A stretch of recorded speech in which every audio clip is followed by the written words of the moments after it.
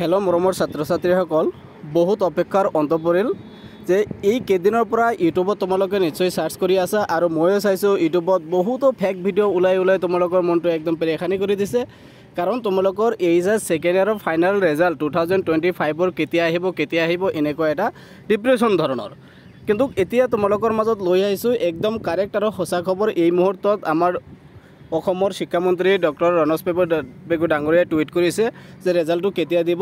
তে চাই লোৱা আজিৰ 1 মিনিটৰ ভিডিঅ'ত তোমালোকে ইনফৰমেশ্যনটো জাষ্ট শ্বেয়াৰ কৰাৰ কাৰণে ভিডিঅ'টো লৈ আহিছোঁ। অলপ আগতে টুইট কৰিছে, 1টা বজাত টুইট কৰিছে আৰু এতিয়া 1:30 মান হৈছে। তোমালোকে ইয়াত দেখা পাইছা ৰণোজ পেগু ডাঙৰীয়াৰ টুইটাৰ হেণ্ডেল মই ইয়াত স্ক্ৰীনশ্বট মাৰি লৈছোঁ। I am pleased to inform that the higher secondary 2025 result for the arts, science, commerce and vocational stream will be declare tomorrow 30/4/2025 April মাহৰ 30 তাৰিখে অৰ্থাৎ অহাকালি 9 AM এই ৰেজাল্টটো ডিক্লেয়াৰ কৰা হ'ব। The ISF will be notified official notification shortly. এই total number of ইমান candidate, ইয়াত টোটাল নাম্বাৰ কিমান দিছিল এইটো দিয়া হৈছে। ইয়াত অসমীয়াতো দিছে।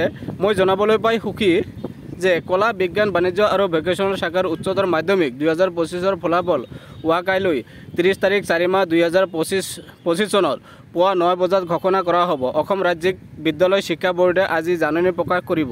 এইবাৰ মুঠ ইমানকেইটি শিক্ষাৰ্থীয়ে উচ্চতৰ মাধ্যমিক পৰীক্ষাত অৱতীৰ্ণ হৈছিল। তো তোমালোকক বেষ্ট অফ লাক থাকিল আগৰ পৰা, আৰু যিবিলাকে ভাল কৰিবা তোমালোককো আগতীয়াকৈ কংগ্ৰেচুলেশ্যনছ। তে এইখিনি আছিল তোমালোকৰ কাৰণে নটিফিকেশ্যনো শ্বেয়াৰ কৰিলোঁ। আশা কৰোঁ ভিডিঅ'টো ভাল লাগিব, শ্বেয়াৰ কৰিবা, বন্ধু বান্ধৱৰ লগত জনাই দিবা। ধন্যবাদ।